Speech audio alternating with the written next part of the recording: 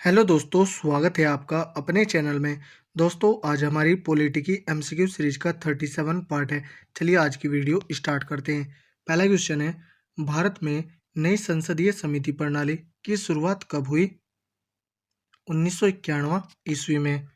भारत में संसदीय समिति प्रणाली की शुरुआत निम्नलिखित में से किसकी सिफारिश पर की गई? संसद की नियम समिति की सिफारिश पर। संसदीय समिति प्रणाली के तहत 12 अप्रैल 1993 से कितनी समितियों ने कार्य करना शुरू किया? 17 समितियों ने। संसद की कितने प्रकार की समितियां होती हैं? उपर्युक्त दोनों, स्थायी समिति और तदर्थ समिति। निम्नलिखित में कौन स्थायी समिति है? उपर्युक्त सभी, प्राक्कलन समिति, लोक लेखा समिति, नियम समिति। निम्नलिखित में से कौन तदर्थ समिति है?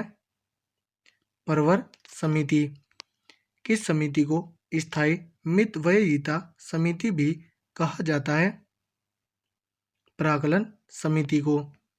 प्राक्कलन समिति में कितने सदस्य होते हैं? 30 सदस्य। 30 सदस्यीय प्राक्कलन समिति संसद के किस सदन की समिति है? लोकसभा की। निम्नलिखित में से कौन सी एक सबसे बड़ी संसदीय समिति है? प्राक्कलन समिति। प्राक्कलन समिति का क्या कार्य है?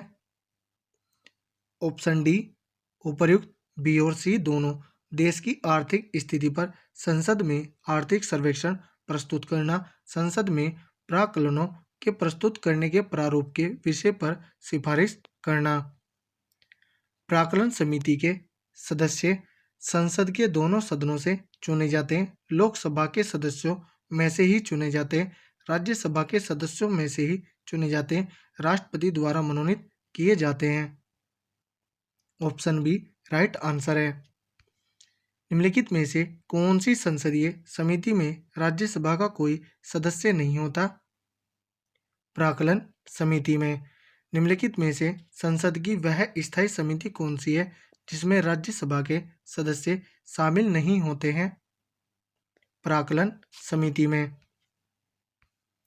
प्राक्कलन समिति के सदस्य केवल लोकसभा से चुने जाते हैं, केवल राज्यसभा से चुने जाते हैं, लोकसभा और राज्यसभा दोनों से चुने जाते हैं, लोकसभा के अध्यक्ष द्वारा नामित किए जाते हैं। राइट आंसर है ऑप्शन ए। लोक लेखा समिति में कितने सदस्य हैं?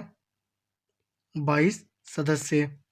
लोक लेखा समिति में लोकसभा एवं राज्यसभा के क्रमशः कितने कितने सदस्य होते हैं? 15 और 7। लोकसभा के 15 और राज्यसभा के 7। लोक लेखा समिति के सदस्य संसद के दोनों सदनों में से चुने जाते हैं, लोकसभा के सदस्यों में से ही चुने जाते हैं, राज्यसभा के सदस्यों में से ही चुने जाते हैं, राष्ट्रपति द्वारा मनोनीत किए जाते हैं। ऑप्शन ए राइट आंसर है। लोक लेखा समिति में लोकसभा के सदस्यों को ही लिया जाता है, राज्यसभा के सदस्यों को ही लिया जाता है। 15 सदस्य लोकसभा से तथा 7 सदस्य राज्यसभा से लिए जाते हैं, 7 सदस्य लोकसभा से तथा 15 सदस्य राज्यसभा से लिए जाते हैं। राइट आंसर है ऑप्शन सी। भारत में संसदीय समितियों में से निम्न में से कौन सी एक विभागीय व्यय और अनियमितताओं पर निगरानी रखने के लिए रखवाले कुत्ते का कार्य करती है? लोकलेखा समिति। सार्वजनिक लोक लेखा समिति में राज्यसभा के कितने सदस्य होते हैं? 7 सदस्य। भारत के नियंत्रक एवं महालेखा परीक्षक द्वारा प्रस्तुत प्रतिवेदन के आधार पर कौन समिति कार्य करती है? लोकलेखा समिति। परंपरा के अनुसार निम्न में से किस समिति के अध्यक्ष पद पर विरोधी दल के संसद सदस्य को नियुक्त किया जाता है? लोकलेखा समिति के। किस संसदीय समिति को प्राक्कलन समिति की जुड़वा बहन कहा जाता है? लोकलेखा समिति को। निम्नलिखित में वह प्राधिकारी कौन सा है जो भारत की समेकित निधियों से राज्यों के राजस्व सहायता अनुदान पर लागू होने वाले सिद्धांतों की सिफारिश करता है। लोकलेखा समिति। संसद की कौन सी समिति नियंत्रक एवं महालेखा परीक्षक की रिपोर्टों प्रतिवेदनों की समीक्षा करती है? लोकलेखा समिति। लोकलेखा समिति अपनी रिपोर्ट प्रस्तुत करती है लोकसभा के अध्यक्ष को। भारतीय महानियंत्रक महालेखा परीक्षक किसके लिए एक मित्र, दार्शनिक और मार्गदर्शक के रूप में कार्य करता है? लोकलेखा समिति के निम्नलिखित में से कौन विषयगत समिति है? उपर्युक्त सभी कृषि समिति, पर्यावरण एवं वन समिति, विज्ञान एवं प्रौद्योगिकी समिति। निम्नलिखित में से किस समिति में लोकसभा के 15 एवं राज्यसभा के 7 सदस्य होते हैं? उपर्युक्त सभी। लोकलेखा समिति में भी, सरकारी उपक्रम समिति में भी, विज्ञान एवं प्रौद्योगिकी समिति में भी।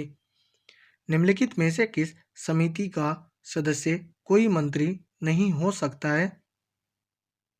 उपर्युक्त सभी। लोकलेखा समिति, प्राक्कलन समिति, सरकारी उपक्रम समिति।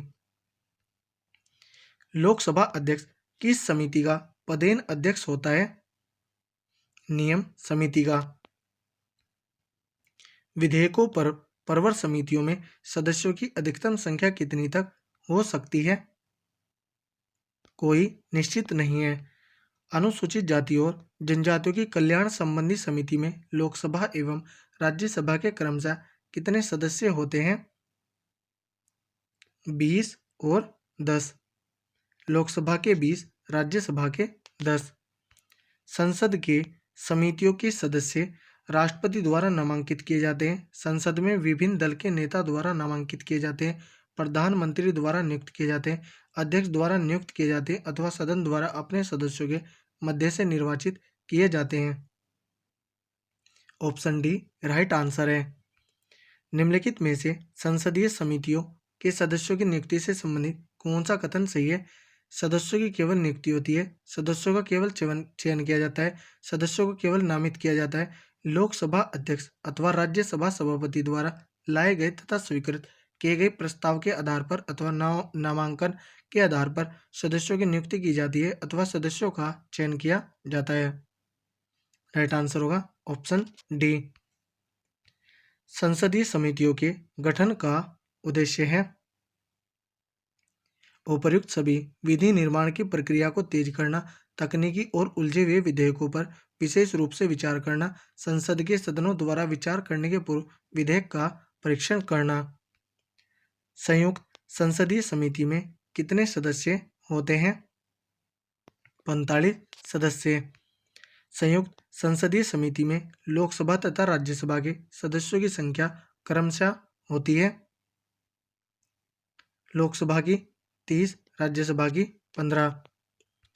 कुल 17 संसदीय समितियों में से कितने समितियों के अध्यक्ष लोकसभा के सदस्य होते हैं? 11 समितियों के। संयुक्त परवर समिति में कितने सदस्य होते हैं? 45 सदस्य। संयुक्त परवर समिति में लोकसभा एवं राज्यसभा के सदस्यों की संख्या क्रमशः कितनी होती है? लोकसभा के 30 और राज्यसभा के 15। निम्न में से कौन समिति विभिन्न विषयों पर चर्चा के लिए समय का निर्धारण करती है? कार्य सलाहकार समिति। निम्न में से कौन सा सार्वजनिक व्यय पर संसदीय नियंत्रण का अंग नहीं है? भारत का नियंत्रक एवं महालेखा। भारत में संसद की वित्तीय समितियां निम्नलिखित में से कौन सी हैं? ऑप्शन है लोकलेखा समिति, प्राक्कलन समिति, लोक उपक्रम समिति। राइट आंसर है ऑप्शन डी, तीनों ही। सुमेलित कीजिए। सूची 1 में संसदीय समितियां और सूची 2 में कार्य हैं। परवर समिति वित्त की समीक्षा करना तथा परिवर्तन का सुझाव देना। लोकलेखा समिति सरकारी पैसा सही ढंग से खर्च हुआ है या नहीं इसकी परीक्षा करना। प्राक्कलन समिति बजट में विभागीय व्यय की जांच करना। तो इसका आंसर होगा 2, 3, 1। कोड देखते हैं 2, 3, 1। ऑप्शन डी राइट आंसर होगा। तो दोस्तों, यह थी हमारी वीडियो। अगर आपको अच्छी लगी हो तो कमेंट करके ज़रूर बताएं। धन्यवाद।